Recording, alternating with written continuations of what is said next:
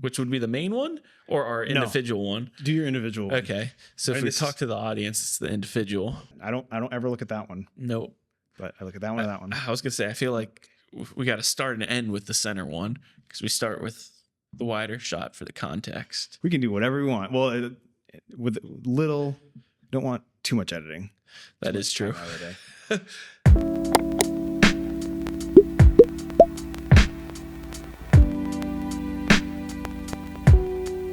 Welcome, everyone. This is Marketing Smarketing, a podcast where we talk about marketing and strategies to help grow your business.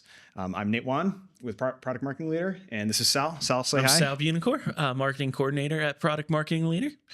And yeah, this is our podcast. Today, we're going to talk about a continuation of our last episode. And we'll do a review of that when we get there. But first, we'll hit the news. But before we do that, I was going to say, probably just acknowledge the elephant in the room is we're in the room together. We're in the room together. It's big steps for us. I know. Big stuff, exciting stuff. We're in a new office. It's got a garage. You can't see it, but it's got a garage door right there, which is such a new office B-roll feel. Clip of our current setup. Insert B-roll clip. Yeah, this is our cool podcast setup that we're going to do one time, and maybe later when we get there. Yeah.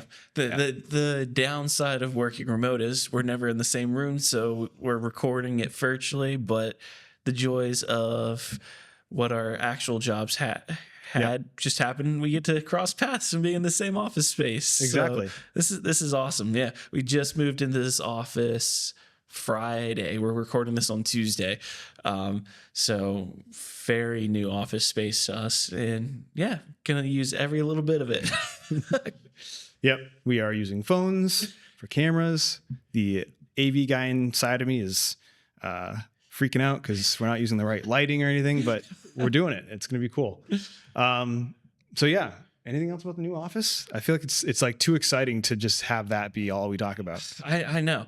A lot of space for us to grow in. There's a lot of space. Our company's been around for almost 4 years in August. Yeah. And this is our third office move. So, which has been a good thing because we've been growing so much, but the goal hopefully is we'll be here for the next 5+ years. Because we've definitely have enough space that we can grow into. But natural light's a big thing. That's been my favorite part about this entire office space. It's got like full size windows in every section of this space, and like light. Didn't realize how much I missed it. Being in the dungeon I work in. Insert exactly. B-roll. Yeah, we have there's a bunch of cool offices. There's two like large areas. And bullpen kind of stuff. I unofficially claimed one as product marketing leader. Even though we have 3 people in our really department. what we should do. So you can kind of look at our new office as like 3 different areas. Like the middle office here where we're sitting in should be like the TLC BLC section. Yeah, that makes sense actually. And then like pre-sales gets 1/3, and then PML can have the other. Yeah, third. Hopefully every practice gets their own little section. We'll keep expanding like that, and we could divide one of those spaces because I think that makes sense too. And then we'll get like the logos and stuff, do some graphic design on the walls. Moving can be challenging, but there's all that fun, exciting stuff like decorating, setting up new space, making it your own. It's a lot of fun. There will definitely be a lot of B-roll thrown in this episode. If we have enough storage on our phone. That is also true. As we're frantically deleting videos and pictures of our children so that we can fit this video. What's more important, the birth of my child or the recording of episode 8? Yeah. Anyways, that's exciting. I mean, this is a green wall. Maybe we can throw in a map of Middle Earth. We'll just we'll use this and we'll key in something different in the background. Yeah, we'll put something in there.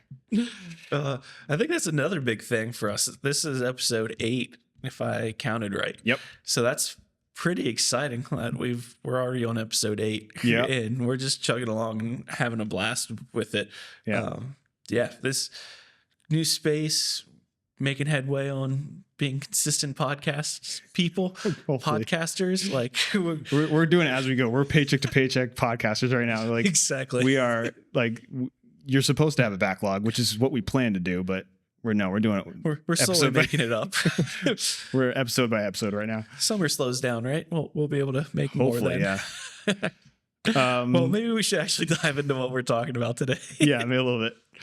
So let's do news, because that's what you do in a podcast. You talk about news.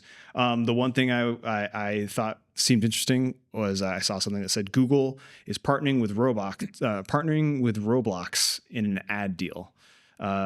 You have kids. Do you know what Roblox is? I know Roblox too well. That is probably my 6-year-old's obsession is Roblox right now. Okay.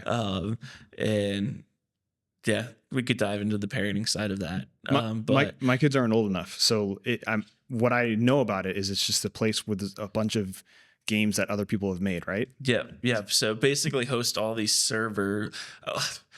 The closest thing I could relate it to is like Minecraft, where you can craft all these different worlds and stuff, then other people can join and be a part of those and help. But it's not just open world. It's more like, hey, here's a specific game like that I created, and you can help join and be a part of it. And have had to learn how to tailor it for more of my kids' age and all the parental controls with it. But it's all mobile too. Oh, it's only mobile. So it's only mobile. It's not. It may be on desktop or like through a website, but my experience is through phones and tablets. Okay. Yeah, because I've heard of like friends of mine, like kids, like they make their own game and they make a ton of money on it, like Robux. I don't know. Oh, yep. We haven't got into that side of stuff though. It's like, no, we're not putting any money into this. Okay, all right. Anyways, that's cool. So, but specifically, Google is partnering with them to start doing some more ads in game. And so let's see, some things I wrote down here. In-game advertising is expected to bring about 11.5 billion annually by 2028, according to eMarketer. It's a stat that I saw somewhere.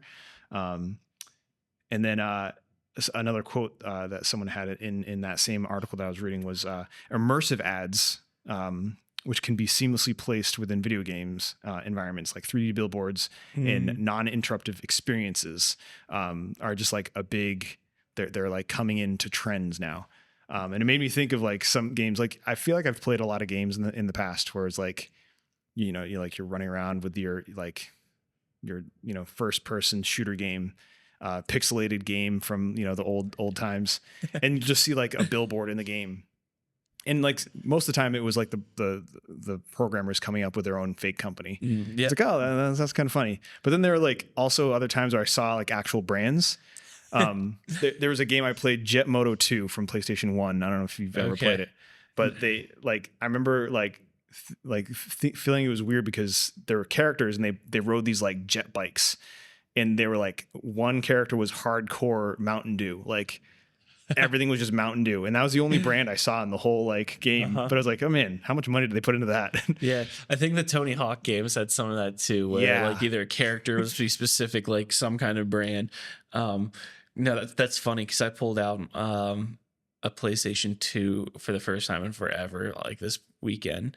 And have been playing it, and a game called Destroy All Humans. Alien comes to Earth and is trying to conquer, and that was, I forgot that people made up their own brands and such as like billboards and marketing stuff, and like all that came in, and it was just like, oh man, these are like, I found it funny because it was actually like written as like comic stuff for that, which was hysterical. But it's like, oh, we're missing some creativity by just tossing all these ads. I know, yeah. Well, I remember being like really young, and there was a game that I played, and like it was like a racing game, and then if you won the race, you got like a prize. And like they showed the video of what you got. It was like some like you get seat covers, and it showed the whole video of it. I was like, oh sweet, like how do I get that? Like I must have been like 6 or 7 years old. And like, how do you get it to me? Like I won. Like, how do you? Exactly. Oh, how video games have changed. Yeah. But that's crazy. There's already some, I feel like, marketing things in the Roblox world of stuff, but yeah, Google sliding into that and kind of taking over there, that will be a big difference changer for them. And I wonder how that will tie into some of the Google Ads stuff that you're able to do. I don't think our audience would be on Roblox, but like I'm thinking there's a lot of crossover. I'm sure that could like apply to people on Roblox because a lot of it's probably all ages on there. Yeah. But yeah, there should be some. I wonder what that would look like if I would see that pop into our Google Ads account at some point and be like, "Oh, hey, there it is. That's the thing we talked about." Well, yeah, they did say that Roblox would be like, they would be working together. So like Roblox would be going into the Google Ads stuff. But the interesting thing I was thinking about is like I started thinking about ads and like just even phone games, like mobile games, and now I see so many ads for like get our game. No Wi-Fi needed, like no ads or whatever. Yeah. And it's like, it's such a push for this, like, we want a game for free, but we don't want a ton of ads. And so like the game that can give you the least amount of ads, but like still be able to be free for you, those are the ones that win. But then like they're talking about here about just actually like not having a banner or like a interruption ad or something. You have it in the game. And like, how much of that can we do? Yeah. Because then you're still playing the game, but like all of a sudden you'll see a billboard. Messaging. Yeah. or our character with Mountain Dew written all over it. But like interesting, like I feel like that would be such a cool way to do it if I didn't have to wait for an ad or wait to skip an ad. Yeah. And I could just be playing Candy Crush, and the background of Candy Crush was like an ad or something. Yeah.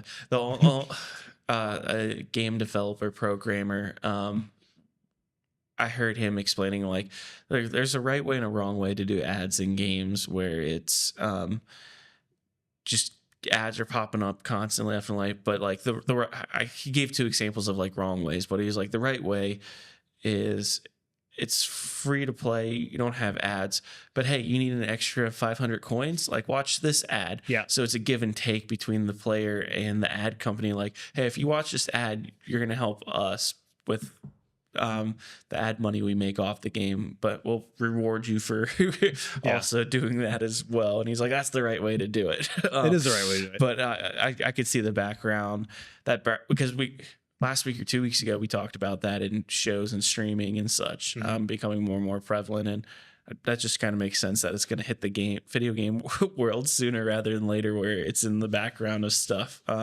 Yeah. I wonder what Fallout will start looking like, because there's so many subliminal like marketing spots that you could tag into that world in that series of games. Well, yeah, I play a game that's kind of like Candy Crush, but it's different. It's like it's got a cool feel to it. Like the colors they use and the animations is really cool, like a nice vibe.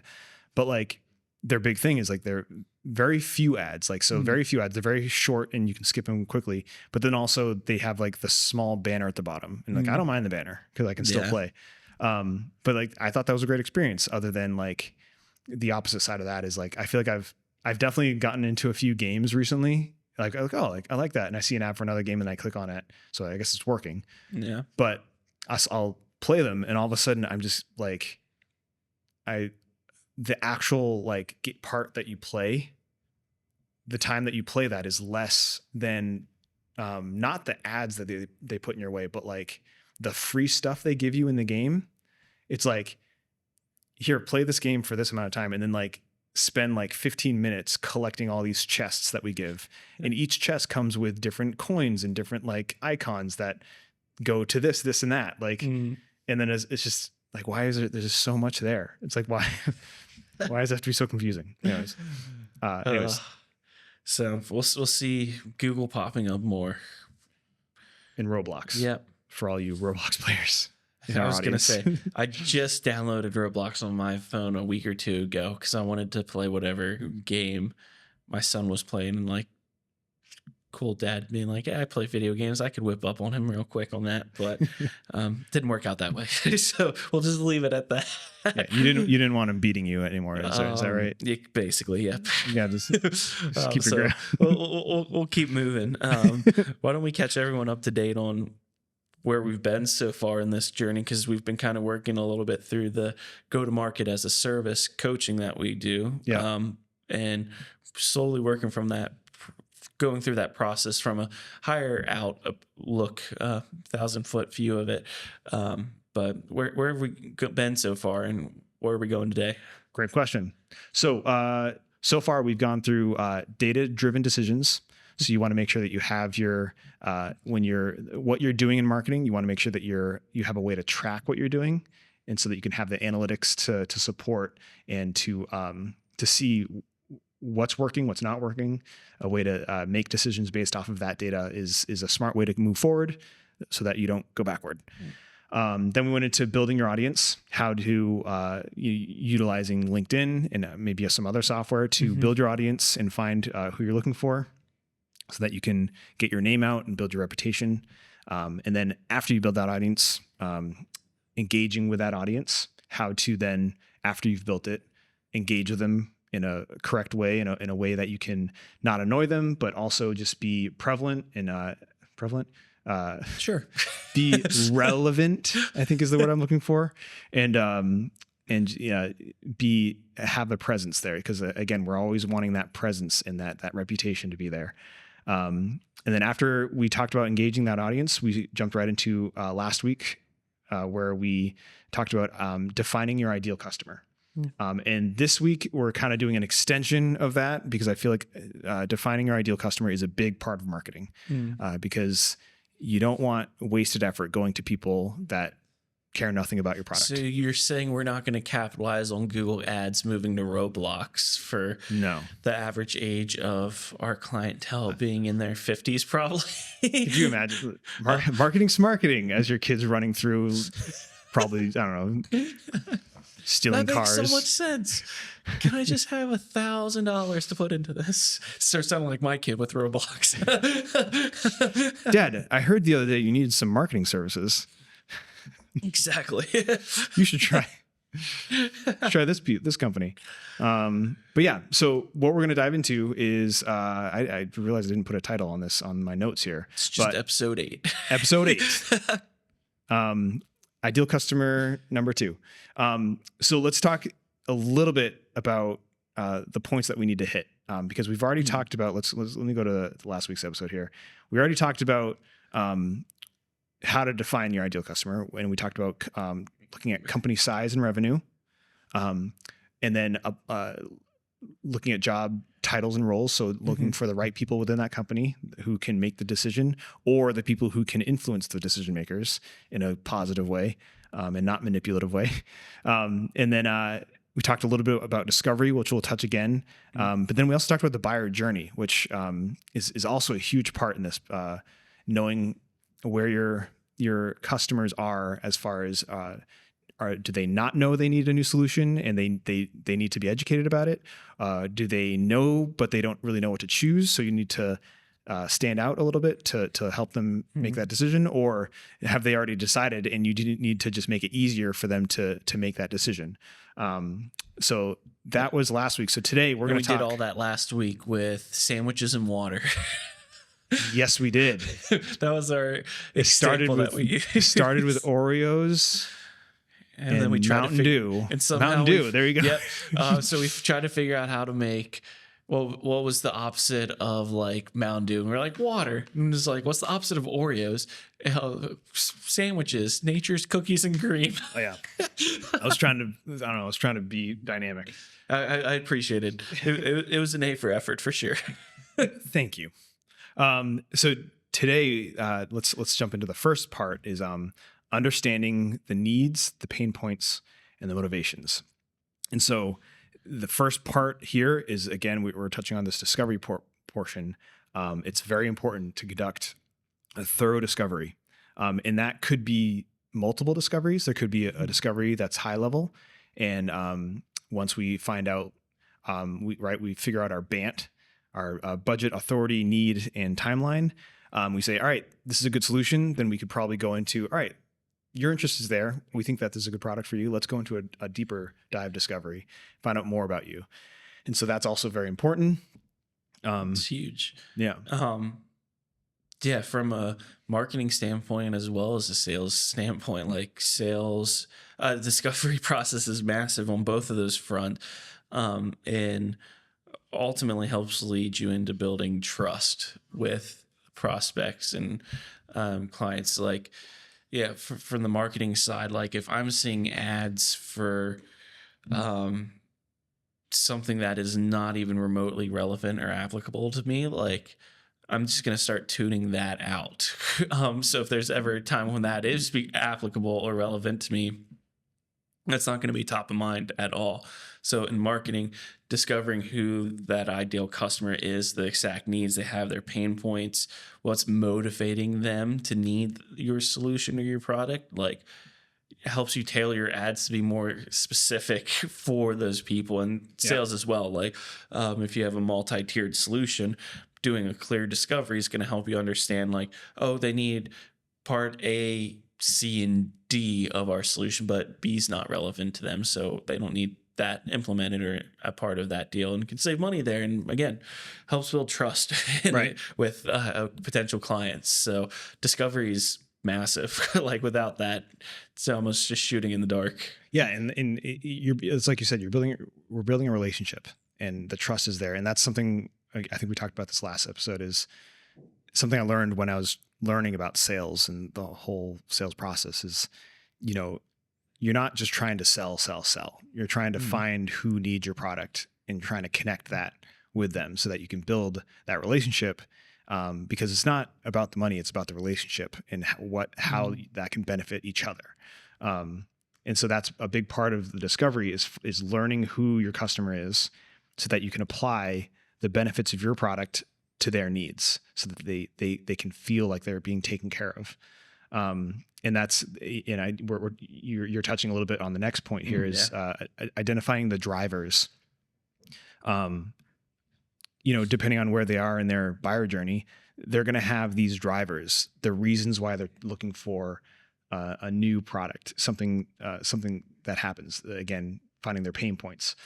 Some examples would be they want to increase efficiency, they want to reduce costs, and they want to improve customer satisfaction.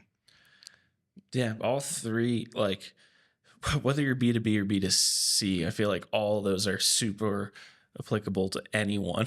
Like, whether you're trying to help a business grow or trying to help someone improve their health, like we'll stick with the health, like the personal side of stuff. Like I want to be able to be as efficient as I can with my health, making sure gym times are quick, making sure meals are easy to prep and prepare. I want to do it where it's not breaking the bank, so reducing the cost side of that. And I want it to be an enjoyable experience. I want the customer satisfaction side of that. So like that was a B2C super quick example if you're a gym or training service. But yeah, it's where's the value at? Like obviously you're going to help me meet a need or a pain point that I have, but what value are you giving me? Are you helping me do it quicker? Are you helping me do it cheaper? Like, is it a good experience? Like where's the additional value that helps go above and beyond? Yeah. And they're doing it for you. You have different companies targeting towards different people, right?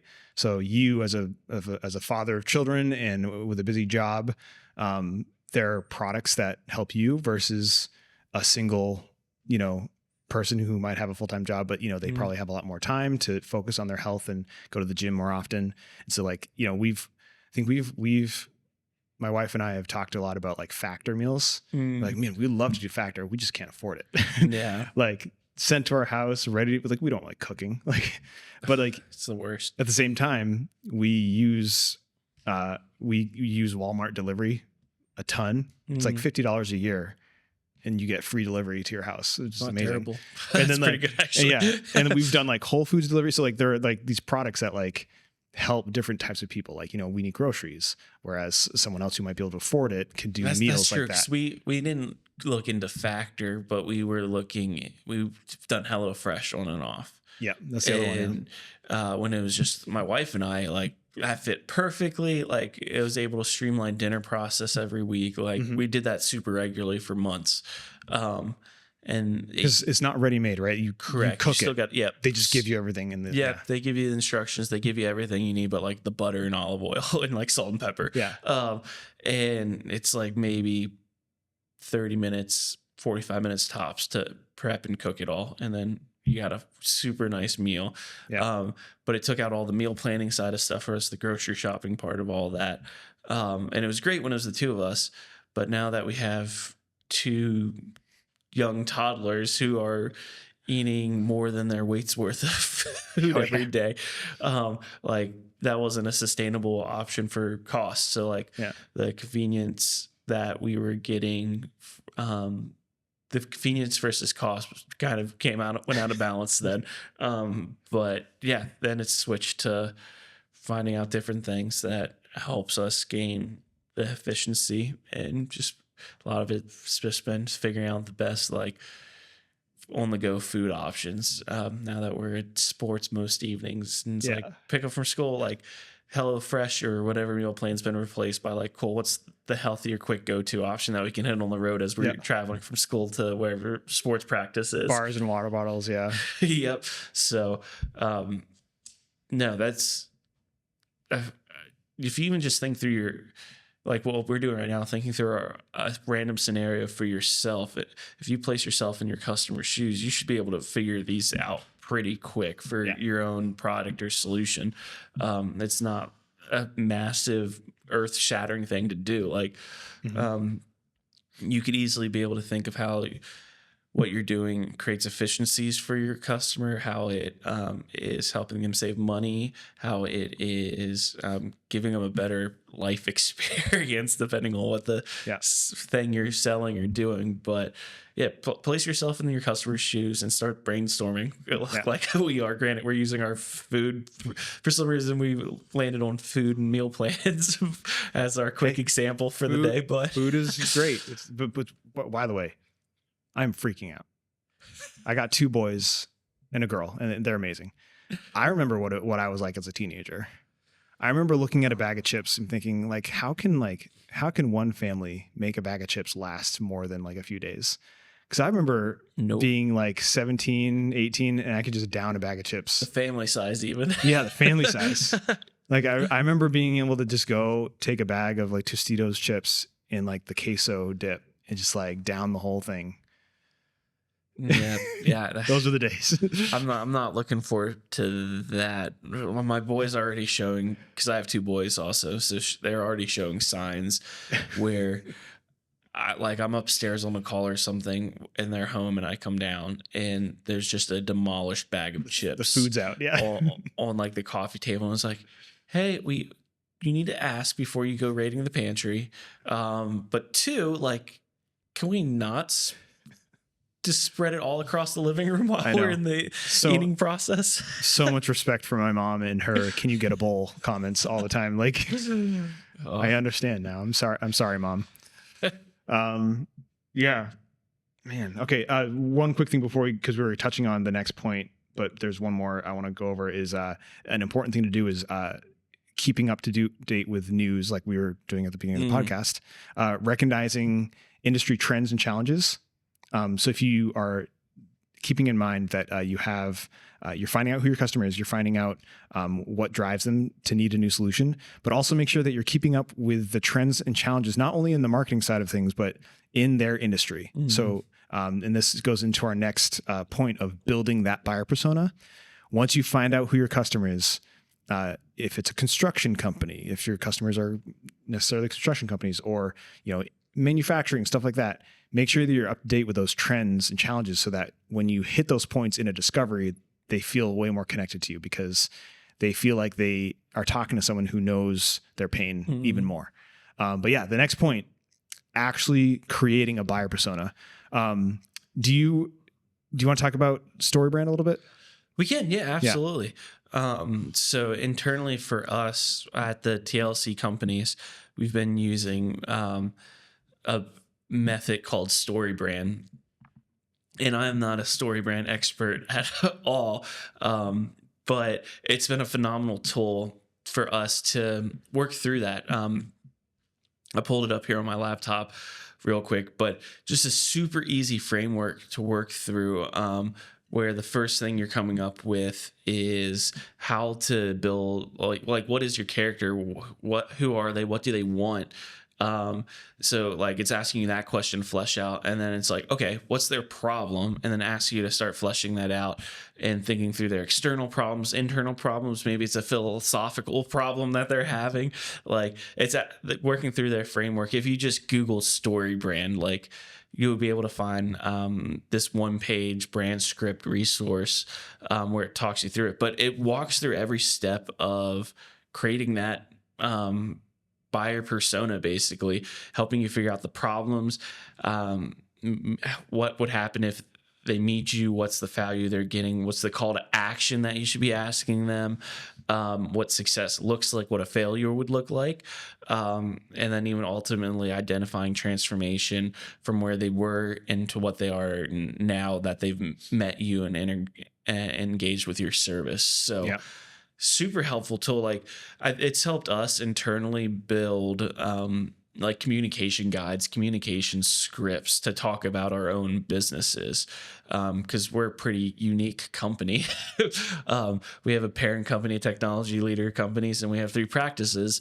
And I introduced myself on this as product marketing leaders, marketing coordinator, but I'm also technically an employee of the parent company, and I'm the marketing coordinator for the other 2 practices as well. Yeah. And there's a lot of crossover and overlap there. So this is using the StoryBrand, they call it brand script, I think is the framework I'm talking about, has helped us really identify our customers. And we have multiple like scripts or personas depending on the practice and what we do.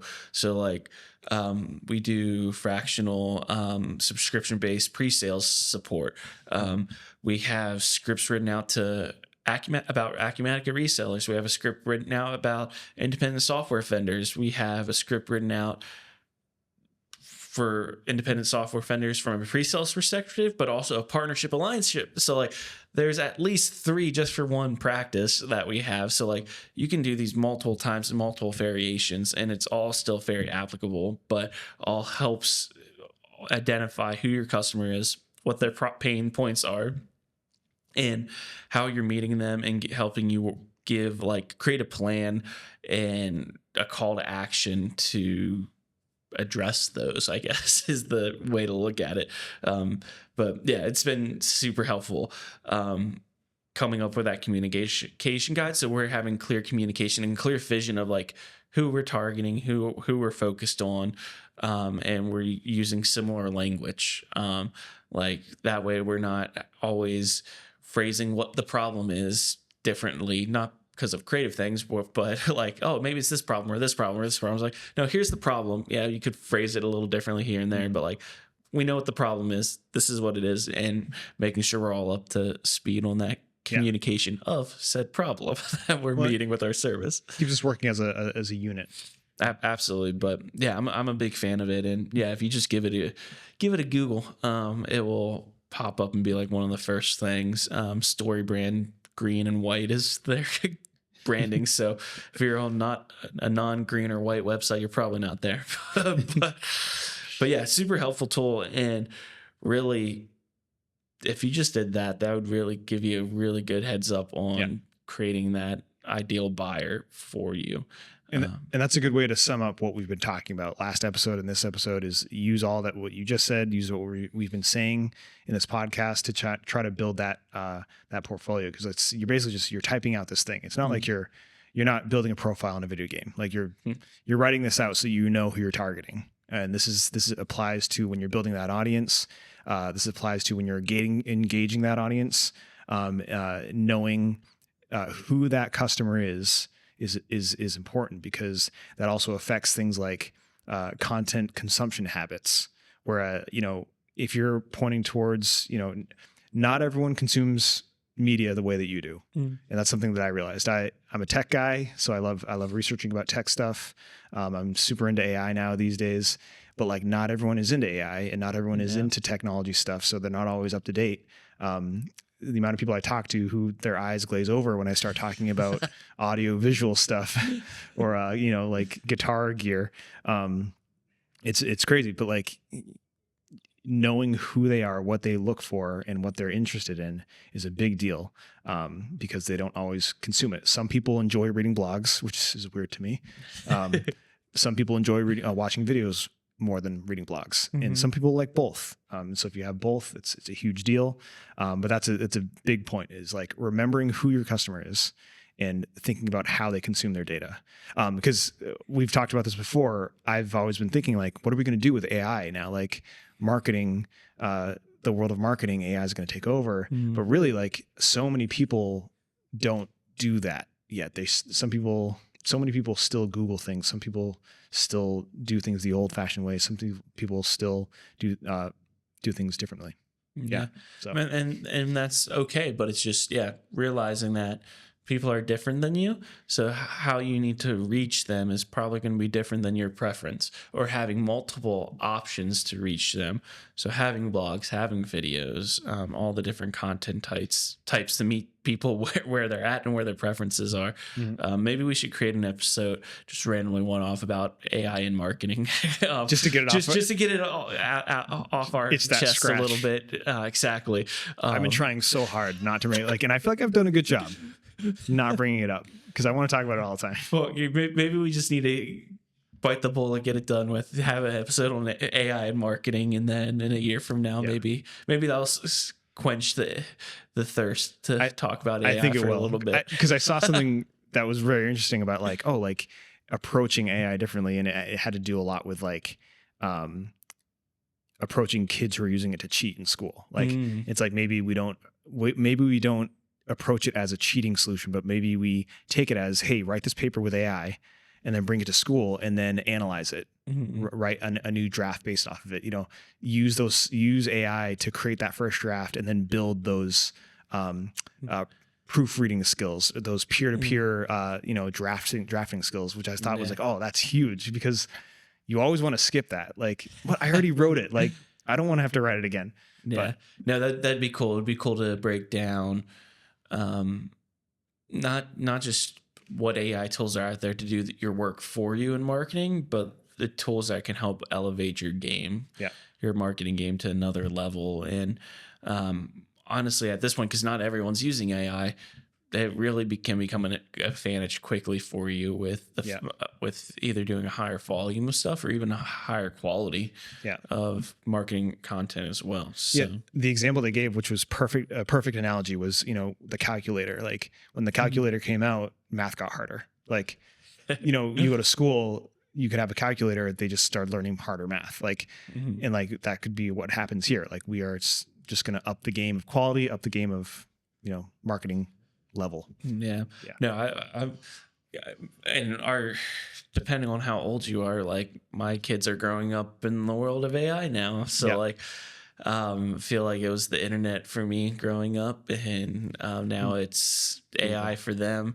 And yesterday, because it was rainy and didn't necessarily want kids just sitting on screens all day, I actually had my 6-year-old was having a conversation with ChatGPT, playing 21 questions with it. Nice. And I was like, that's really cool, actually. And actually wasn't just let me sit and take in something. It was like, hey, like a friend was there almost. And it's like, this is going to be normal for them. Well, that's brain growth, like applying our brain to thought, and like 21 questions is a great game. But we have slid off. We'll do a homeschool episode later. Exactly. Cool. No, this is big. Understanding needs, pain points, and motivation. Identifying like your own buyer persona, with the understanding that not everyone takes in content the same way you do or thinks the same way you do. So needing not only multiple buyer personas, but multiple content types to meet those buyer personas where they're at. It's did I summarize that well? Was that a good recap of our conversation? Well, you did. And it hit the nail on the head, because while you're saying that, I started getting like stressed, because like, man, it's a lot. Like we stress this point all the time. It's a lot of easy but tedious work. But once you get it done, like your marketing and training can start flowing quicker and smoother. So that for us, that was kind of the struggle internally. Like we had to do all this legwork. Like some of it was getting me up to speed in what we do, who we are, doing so through the StoryBrand framework. And like, cause now a year later really has helped, streamline our marketing processes a little bit better. And it's helped us to rethink and refine stuff even more from that. So it takes a while to get going, but if you're willing to put the legwork in up front, it doesn't disappear, but it at least becomes a little easier. And it may be a year, 2, 3 years, but you got to get that grind in, and then it'll eventually pay off. I promise. Yeah, absolutely. Yeah. To get those leads. That is all I had for today. Sal, did you have anything else? No, again, I feel like I have to leave a challenge. Like, hey, maybe try this. And maybe it's Googling the StoryBrand framework. And actually, I did last week. Or 2 weeks ago, I left you with the challenge of building out a persona. If you haven't done that, start using the StoryBrand framework to do so. Google StoryBrand brand script. And even just on Google Images, it'll pop up the little thing. You'll see little bubbles with questions and spaces for you to fill in your answers. Work through that. Build a persona out over the next couple weeks, and just see the fruit come from that, of how it can help you tailor and rethink what you're doing just from one persona even. Yeah, use it as a reference. Make sure that everything you do in marketing applies to a point in that customer profile. Absolutely. Yeah. But nope, that's it. I'm done. Perfect. Perfect. I just added call to action challenge to our schedule because that hasn't been in my outline yet. So it's been the Sal add-on. This is a great add-on. Yeah. And let us know in the comments. Yeah. I think there's comments here. At least if you're watching on YouTube, there's comments. Let us know how that's going in the comments. Or LinkedIn, message us on LinkedIn, because we have separate LinkedIn pages now and a web page, right? And stuff like that. Yep. So there's a couple different ways you can leave us comments and notes of how that's going. We'd love to hear what that journey's been like for you if you've been following through with us. But yeah, that's all I can think of. So subscribe, like all the fun jazz. Yeah, let's do our outro. Yeah. Marketing Smarketing is a product marketing leader production. All writing, editing, and engineering is done by either me or Sal. And there is a sponsor, Tech Leader Companies. Yeah, it's our company. They're paying for this. We plan on releasing episodes every other week, so look out for those episodes wherever you find your podcast. If we are not on that platform, let us know. Absolutely. Yeah. We're always looking for ways to grow and continue to reach more people. So cool. And I'll see you later.